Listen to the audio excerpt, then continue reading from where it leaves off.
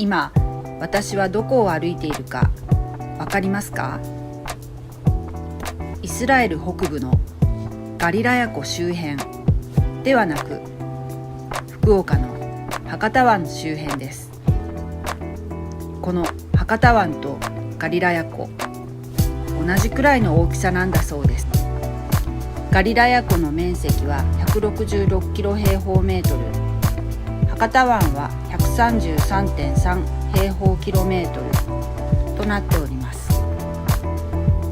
新約聖書マタイによる福音書8章で、イエスは弟子に船で向こう岸に行くよう命じられました。その距離を博多湾で例えると、博多港から鹿の島くらいの距離、およそ 10km になるそうです。新約聖書口語訳マタイによる福音書8章23節から27節。それからイエスが船に乗り込まれると、弟子たちも従った。すると突然海上に激しい暴風が起こって、船は波に飲まれそうになった。ところがイエスは眠っておられた。そこで弟子たちは御場に寄ってきてイエスを起こし、主よ、お助けください。私たちは死にそうです。と言った。するとイエスは彼らに言われた。なぜ怖がるのか、信仰の薄い者たちよ。それから起き上がって、風と海とをお叱りになると、大なぎになった。彼らは驚いていった。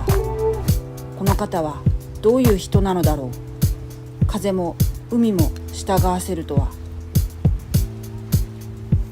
博多港から鹿の島までフェリーで 2,30 分の距離ですが、当時イエス様と弟子たちを乗せた船は小さな船だったに違いありません。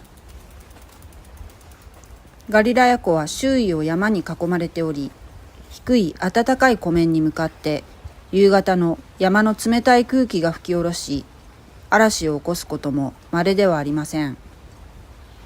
イエス様の弟子たちのうち4人はガリラヤ出身の漁師でした。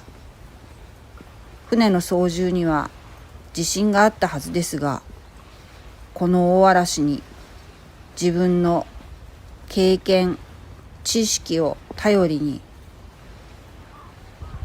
慌てて船を操ったことでしょう。そもそもイエス様が向こう岸に渡れと命じられたのに、本人は眠っているとはどういうことと不満もあったかもしれませんが、弟子たちがイエス様が共におられるのに自分の力だけで乗り切ろうとしたことをお叱りになりました。ちょっとこの場所からはアイランドシティが妨げになって向こう側が見えないんですけれども、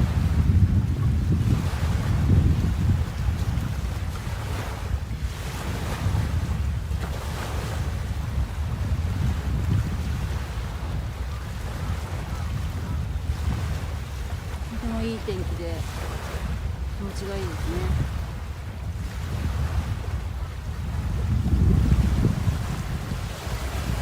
それから向こう岸へ渡られたイエス様は、ガダラ人の地に着かれると、悪霊に疲れた2人の人から悪霊を追い出し癒されました。